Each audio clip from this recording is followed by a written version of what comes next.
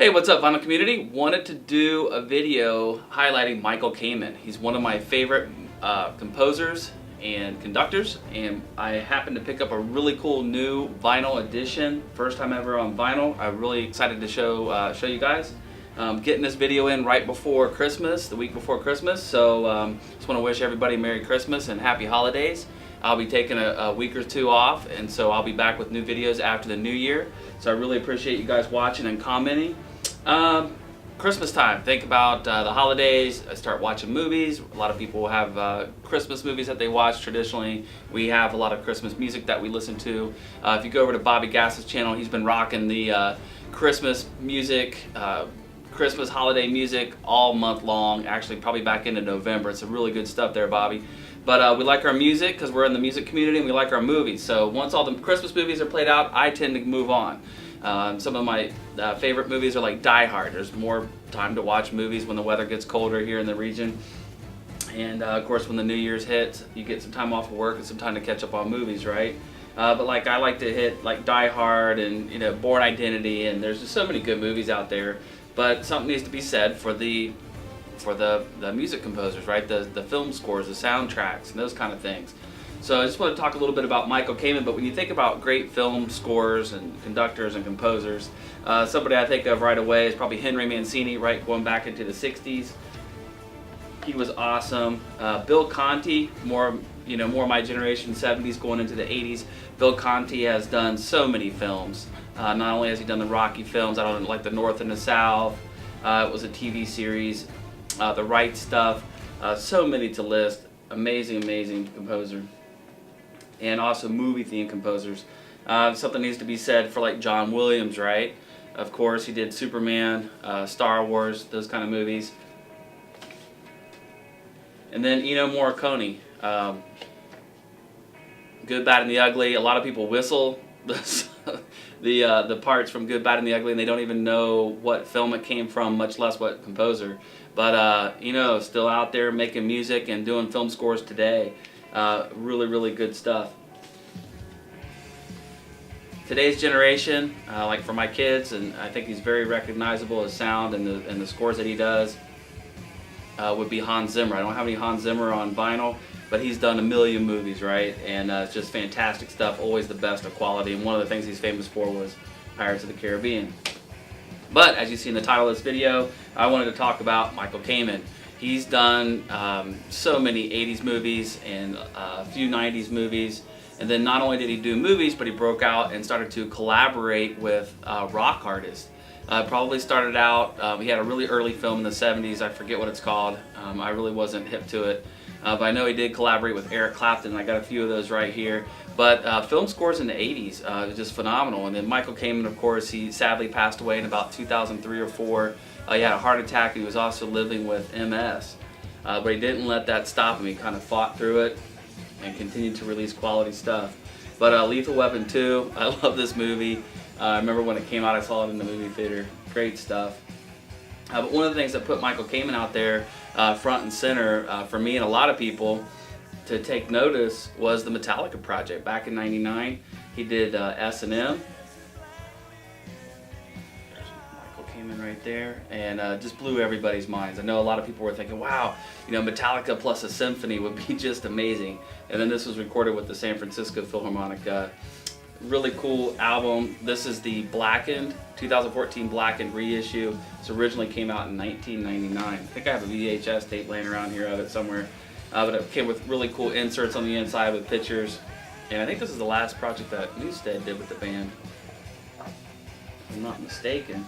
But what a fantastic project, and they pull it off. I don't like every single track on here. I don't like every single Metallica song done with a symphony, but this is incredible.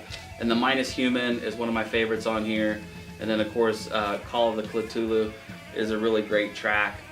But amazing album, glad to have that in my collection. Now the one I wanted to highlight that just came out happens to be HBO series. Probably one of my favorite HBO series of all time.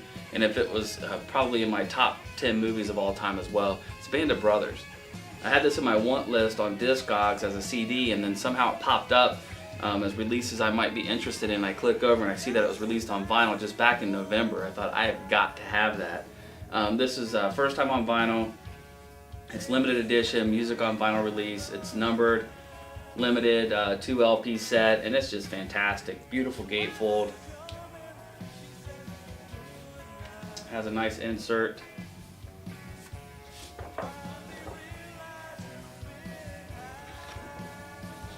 The film itself is just very historically accurate. It's pretty awesome. It follows Easy Company during World War II as they go into Nazi Germany. They go all the way from boot camp all the way to the Eagle's Nest, and you really start to appreciate the characters and the real people that they were portraying. You've got Damian Lewis here portraying Major Winters, who kind of ties the whole thing together.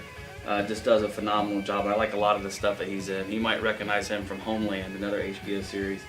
Wild Bill Garnier is one of the characters that a lot of people identify with very quickly. Very sarcastic, has a big Philly accent. George, you might appreciate that. But Wild Bill Garnier is just he's just a character. And then Donnie Wahlberg's in it. Buck Compton here. But they just did a phenomenal job. I must have watched this thing probably 8 times in the last 15 years. Came out in about 2001. Like I said, one of my favorite HBO series. I think this is supposed to look a little bit like a camouflage, translucent green. Sounds fantastic, and this really is the film score. This film was a collaboration between Tom Hanks and Steven Spielberg, so you know it's going to be good. And then not only that, it was based on a book by Stephen Ambrose. And then to follow up with that, there was a second part to this, but unfortunately, I don't think Stephen Ambrose wrote it, but his son Hugh Ambrose wrote The Pacific. So you get, not only do you get to hear about the Pacific Theater as well, because you do hear a lot about the fighting there in Germany instead of the land and D-Day and stuff. But he did the Pacific, and then Hans Zimmer ended up doing the score for that. So really cool. Got to break this DVD set out. Like I said, I've probably watched it about 8 times in the last 10 years. And me and my wife just finished it. We started about Memorial Day and get through it. I think it's a film that anyone can appreciate in any country, I would hope. So, very cool addition to the collection. It's very nice to have that. I'm not going to break this out and listen to it every day, but it's one of those things where you just want to, it's really nice to have in your collection as a music piece and also related to one of your favorite movies, I think. Another thing that Michael Kamen did a little bit earlier on, like I said, none of this is in chronological order. But Roger Waters, when he did The Wall Came Down in Berlin, they got together and they did The Wall live in Berlin, and Michael Kamen was a big part of this. He was also a big part of Pink Floyd the film, which I don't have any of the bootlegs or anything like that on vinyl yet, but I do have this, and this is really cool. The sleeves in here are really nice.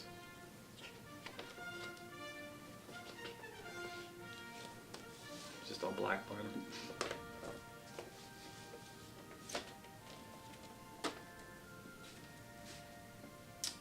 On Lethal Weapon 2, Michael Kamen paired up with Eric Clapton. That wasn't the only thing. He also paired up with him to do a song for Edge of Darkness. It was this TV series on BBC that I'm not very familiar with. What I am familiar with is this concert that was just amazing. This is called 24 Nights. Eric Clapton, he started out, this was recorded over a 2-year period at Royal Albert Hall. But started out as like a 2-piece or a 3-piece doing basic blues and kind of built himself up to a 4-piece band, a 5-piece band. Before too long he was playing with an orchestra, and then to close the whole thing out, Michael Kamen comes out and does Edge of Darkness with the London Philharmonic Symphony, and it's just incredible. Hopefully, you're probably familiar with it. It's been played a few times on the radio, been on the radio before. But this is another 2 LP set that Michael Kamen was a part of. Really cool to have that in the collection. Now, as far as some more rock collaborations, Michael Kamen also worked with Queensryche. Worked with them on the song Silent Lucidity, which is found on the 1990, 92, I forget, 1990 release Empire.